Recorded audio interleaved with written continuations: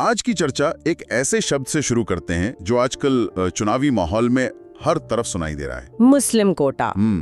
लेकिन इस सियासी शोर के पीछे एक बहुत पुराना, बहुत गहरा और पेचीदा सवाल छुपा है। बिल्कुल। और वो सवाल ये है कि क्या दलित मूल के मुसलमानों और ईसाइयों को अनुसूचित जाति यानी एससी श्रेणी में आरक्षण मिलना चाहिए? जी, और जैसे ये सवाल उठता है, बहस के केंद्र में एक नाम आ जाता है, बाबा साहेब अम्बेडकर। हाँ, और एक धारणा बना दी गई है कि चूंकि 1950 में जब दलित ईसाइयों और मुसलमानों को एससी सूची से बाहर किया गया, तब डॉक्टर अम्बेडकर कानून मंत्री थे। तो मतलब ये उन्हीं का फैसला था। हाँ, कि उन्होंने इसका समर्थन किया था।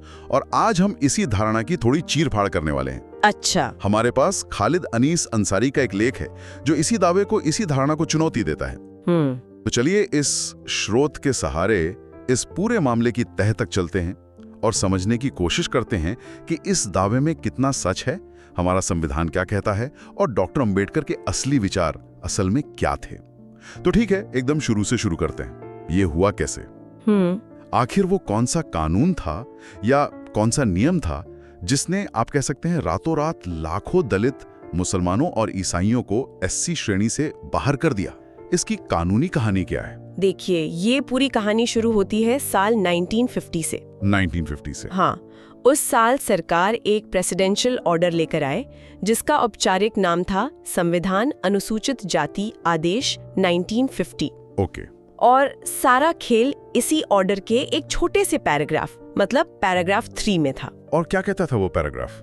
उसने साफ साफ एक धार्मिक लकीर खींच दी। अच्छा। उसने कहा कि कोई भी व्यक्ति जो हिंदू धर्म से अलग किसी धर्म को मानता है, उसे अनुसूचित जाति का सदस्य नहीं माना जाएगा। मतलब एससी होने के लिए आपका हिंदू होना एक शर्त बना दिया गया? बिल्कुल, एक शर्त। एक मिनट, बस इतना ही?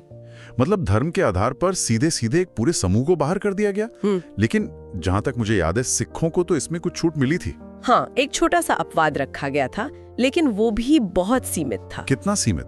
उस समय पंजाब की कुल 34 एससी जातियों में से सिर्फ 4 सिख जातियों को इस नियम से छूट दी गई थी। सिर्फ 4 को? जी, लेकिन उनके अलावा बाकी सभी गैर हिंदू दलितों को, चाहे वो मुस्लिम हो, ईसाई हो या उस समय जो बौद्ध धर्म अपना रहे थे, सबको एक झटके में इस सूची से बाहर कर दिया गया। और यही वो कानूनी आदेश है जो आज तक? हाँ, जो आज तक दलित, मुस्लिमों और ईसाइयों पर लागू होता है। ये सुनते ही मेरे दिमाग में जो पहला सवाल आ रहा है वो ये है कि क्या ये आदेश हमारे संविधान की मूल आत्मा पर ही हमला नहीं करता? हमारा संविधान तो चीख चीख कर कहता है कि धर्म के आधार पर कोई भेदभाव नहीं होगा। आपने बिल्कुल सही नब्ज पकड़ी है। स्रोत के मुताबिक ये आदेश सीधे सीधे हमारे मौलिक अधिकारों का उल्लंघन करता है। कैसे? देखिए, संविधान का अनुच्छेद 341(1) राष्ट्रपति को एससी सूची बनाने का अधिकार तो देता है जी, लेकिन उसमें कहीं भी धर्म की शर्त लगाने का जिक्र नहीं है। और दूसरी तरफ हमारे पास है अनुच्छेद 14 जो कानून के सामने बराबरी की बात करता है, समानता का अधिकार। हाँ, फिर अनुच्छेद 15 जो कहता है कि सरकार धर्म के आधार पर भेदभाव नहीं कर सकती। अनुच्छेद 16 जो सरकारी नौकरियों में बराबरी की बात करता है। और अनुच्छेद 25 भी? बिल्कुल, अनुच्छेद 25 जो हमें अपना धर्म मानने की पूरी आजादी देता है। तो इसका मतलब ये हुआ कि अगर सरकार ये नहीं कह सकती कि हम सिर्फ मुसलमानों को आरक्षण देंगे, तो वो ये भी नहीं कह सकती कि हम सिर्फ मुसलमानों को आरक्षण से बाहर रखेंगे। बिल्कुल सही तर्क है। तर्क तो दोनों तरफ एक ही जैसा काम करना चाहिए। ये एक दो-धारी तलवार है। अगर धर्म आरक्षण का आधार नहीं हो सकता, तो वो आरक्षण से वंचित करने का आधार भी नहीं हो सकता। सही बात है। और इसी मजबूत तर्क के आधार पर साल 2004 से सुप्रीम कोर्ट में इस धार्मिक प्रतिबंध को हटाने के लिए एक याचिका पड़ी हुई है। 2004 से? जी, सोचिए 20 साल से ज्यादा हो गए हैं और ये मामला अभी भी अटका हुआ है। ये दिखाता है कि ये कितना पेचीदा और संवेदनशील संवैधानिक सवाल बन चुका है। चलिए अब उस सबसे बड़े सवाल पर आते हैं जिसके इर्द गिर्द ये पूरी बहस घूमती है। डॉक्टर अंबेडकर। हाँ, डॉक्टर अंबेडकर की भूमिका। तर्क दिया जाता है कि वो कानून मंत्री थे, उनकी मर्जी के बिना ये हो ही नहीं सकता था, लेकिन स्रोत इसे आधा सच कहता है। आधा सच? ये आधा सच क्या है, इसे जरा खोलते हैं। यहाँ हमें सरकार के काम करने का तरीका समझना होगा। कोई भी राष्ट्रपति आदेश असल में प्रधानमंत्री और उनकी कैबिनेट की सलाह पर जारी होता है। अच्छा। उस समय प्रधानमंत्री थे जवाहरलाल नेहरू। हाँ। अब संविधान का अनुच्छेद 74(2) ये कहता है कि कैबिनेट ने राष्ट्रपति को क्या सलाह दी ये पूरी तरह गोपनीय होता है। गोपनीय? हाँ, इसे किसी भी अदालत में चुनौती नहीं दी जा सकती। अच्छा, तो इसका मतलब है कि हम कभी निश्चित तौर पे जान ही नहीं सकते कि उस कैबिनेट मीटिंग के अंदर अंबेडकर ने हाँ कहा था, ना कहा था या इस पर बहस की थी। नहीं जान सकते। ये तो एक बंद गली जैसा लगता है। बिल्कुल, ये एक ब्लैक बॉक्स है, हम पक्के तौर पर नहीं कह सकते। लेकिन स्रोत हमें कुछ दूसरे रास्ते दिखाता है, कुछ बहुत मजबूत सुराग देता है जिनसे हम अंदाजा लगा सकते हैं कि अंबेडकर के असली विचार क्या रहे होंगे। और वो सुराग क्या है? सबसे पहला और सबसे चौंकाने वाला सुराग तो खुद डॉक्टर अंबेडकर के अपने जीवन से मिलता है। उनके अपने जीवन से? जी। वो कानून मंत्री होते हुए भी अपने लोगों के लिए, यानी जो बौद्ध धर्म अपना रहे थे, उनके लिए भी एससी सूची में जगह नहीं बनवा पाए थे। एक मिनट, ये बहुत बड़ी बात है। हाँ। मतलब देश का कानून मंत्री, संविधान का निर्माता अपने ही समुदाय को वो अधिकार नहीं दिला सका जिसके लिए वो लड़ रहे थे। नहीं दिला सके। ये तो सरकार के अंदर उनकी अपनी बेबसी को दिखाता है। यही तो बात है, इससे उनकी असल ताकत का अंदाजा लगता है। 15 अक्टूबर 1956 को, यानी बौद्ध धर्म अपनाने के ठीक अगले दिन, उन्होंने नागपुर में एक भाषण दिया। उस भाषण में उन्होंने खुले तौर पे ये माना कि उनके साथ धर्म बदलने वाले उनके अनुयायी अनुसूचित जाति के तहत मिलने वाले राजनीतिक और शैक्षिक लाभ खो देंगे। मतलब ये एक तरह से उनका सार्वजनिक कबूलनामा था। हाँ, एक कबूलनामा था कि वो इस नीति को बदलवाने में नाकाम रहे हैं, यहाँ तक कि अपने लोगों के लिए भी। इससे तो साफ पता चलता है कि नेहरू कैबिनेट में वो इस मुद्दे पर अकेले पड़ गए होंगे, या उनकी बात नहीं मानी गई होगी। ठीक है, तो उनका खुद का अनुभव ये दिखाता है कि वो कैबिनेट में इस मुद्दे पर शायद हार गए थे, लेकिन क्या उनके लेखन में, उनके विचारों में हमें कोई ऐसा इशारा मिलता है जिससे पता चले कि वो निजी तौर पर इस बारे में क्या सोचते थे? हाँ, और यहीं पर तस्वीर और भी साफ हो जाती है। कैसे? दूसरा सुराग उनके लेखों से मिलता है, जो उनकी सोच का आईना है। डॉक्टर अंबेडकर के लिए जाति सिर्फ एक धार्मिक चीज नहीं थी, वो एक सामाजिक हकीकत थी, एक सामाजिक बीमारी थी। अपनी किताब पाकिस्तान या भारत का विभाजन में वो बिना किसी लाग लपेट के लिखते हैं कि मुसलमान न सिर्फ जाति का पालन करते हैं, बल्कि वे अस्पृश्यता यानी छुआछूत भी मानते हैं। तो वो साफ कह रहे हैं कि मुस्लिम समाज में भी छुआछूत मौजूद है। जी।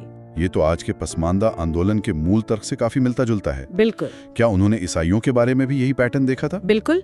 अपने एक और लेख the condition of the convert, यानी धर्मांतरित व्यक्ति की स्थिति, हाँ, उसमें उन्होंने यही बात कही। उन्होंने लिखा कि धर्म बदलकर ईसाई बन जाने से एक अछूत की सामाजिक स्थिति में कोई फर्क नहीं पड़ता, वो अपने गांव में अछूत का अछूती रहता है।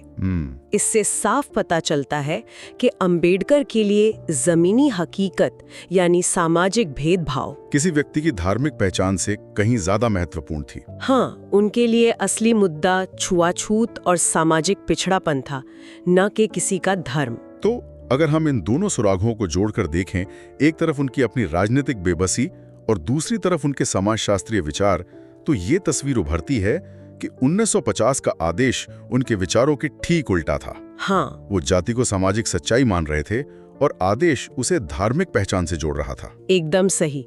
उनके लिए जाति एक वायरस की तरह थी जो धर्म बदलने पर भी इंसान का पीछा नहीं छोड़ती। और जबकि 1950 का आदेश ऐसा मान रहा था कि जैसे ही कोई हिंदू धर्म से बाहर गया, वो इस वायरस से इम्यून हो गया, जो कि जमीनी हकीकत से कोसों दूर था। ये बहुत दिलचस्प है। तो इसका मतलब ये हुआ कि ये 1950 का आदेश कोई पत्थर की लकीर नहीं था। नहीं, बिल्कुल नहीं। जैसे कि आपने बताया, इसमें बाद में बदलाव भी किए गए। बिल्कुल, और ये कहानी का एक बहुत जरूरी मोड़ है। 1956 में एक संशोधन किया गया। अच्छा। और सभी दलित सिखों को एससी सूची में वापस शामिल कर लिया गया। ये पहला बड़ा बदलाव था। और फिर बौद्धों के लिए?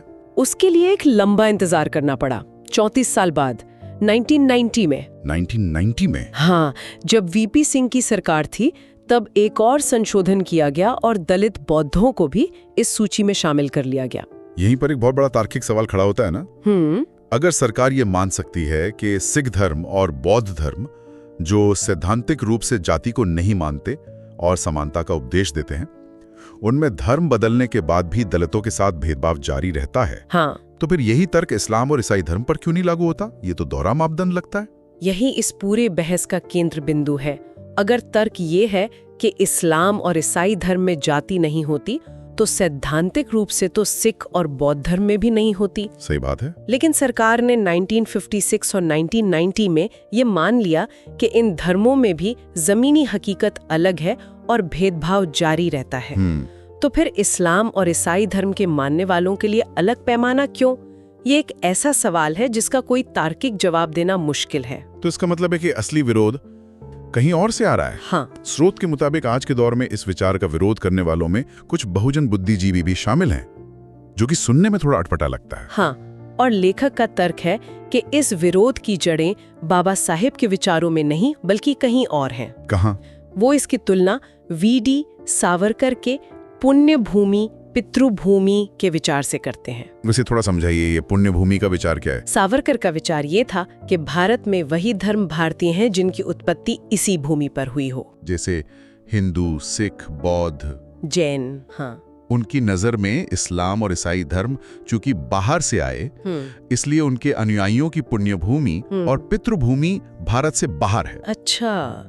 तो लेखक का तर्क है कि जब कुछ बहुजन बुद्धिजीवी सिर्फ भारतीय मूल के धर्मों के दलितों को शामिल करने की वकालत करते हैं और इस्लाम ईसाई धर्म का विरोध करते हैं, तो वो अनजाने में अंबेडकर के सामाजिक न्याय के सिद्धांत से ज्यादा सावरकर के सांस्कृतिक राष्ट्रवाद के तर्क के करीब खड़े हो जाते हैं। बिल्कुल।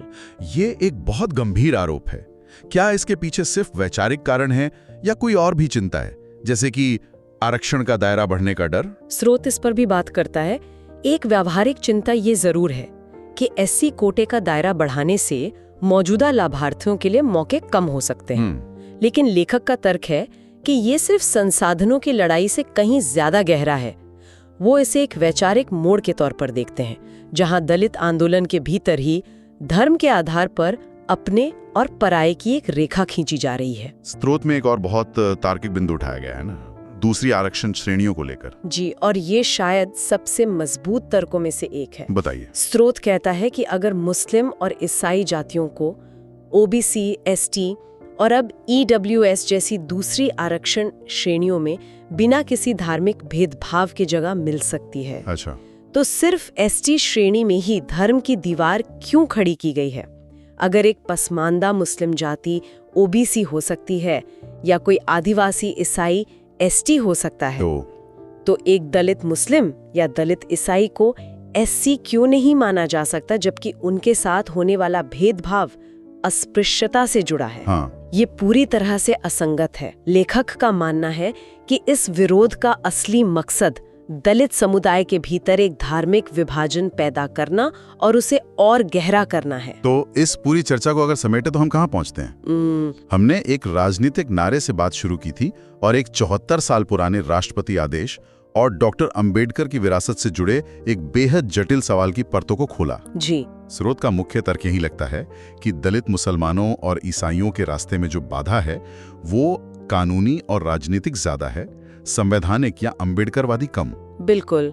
ये बहस इतनी सीधी नहीं है कि अंबेडकर पक्ष में थे या विपक्ष में। नहीं, ये संविधान की व्याख्या का सवाल है, सामाजिक सच्चाई को धार्मिक लेबल से परे देखने का सवाल है और राजनीतिक इरादों को पहचानने का सवाल है।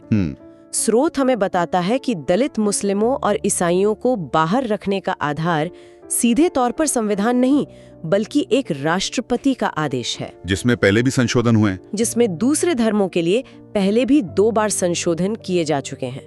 और अंबेडकर को इसके लिए जिम्मेदार ठहराना उनके अपने लेखन और राजनीतिक मजबूरियों को नजरअंदाज करना है। ये चर्चा वाकई एक बहुत गहरे सवाल पे हमें छोड़ जाती है। हाँ, स्रोत में दिए गए तर्कों से एक बहुत बुनियादी सवाल उठता है। क्या? कि अगर जाति एक ऐसी सामाजिक सच्चाई है जो किसी व्यक्ति के धर्म बदलने के बाद भी उसका पीछा नहीं छोड़ती, तो हमारे कानूनी ढांचे के बारे में ये क्या कहता है जब हम उसी सामाजिक अन्याय के पीड़ितों की पहचान करने के लिए धर्म को एक फिल्टर या एक गेटकीपर के रूप में इस्तेमाल करते हैं?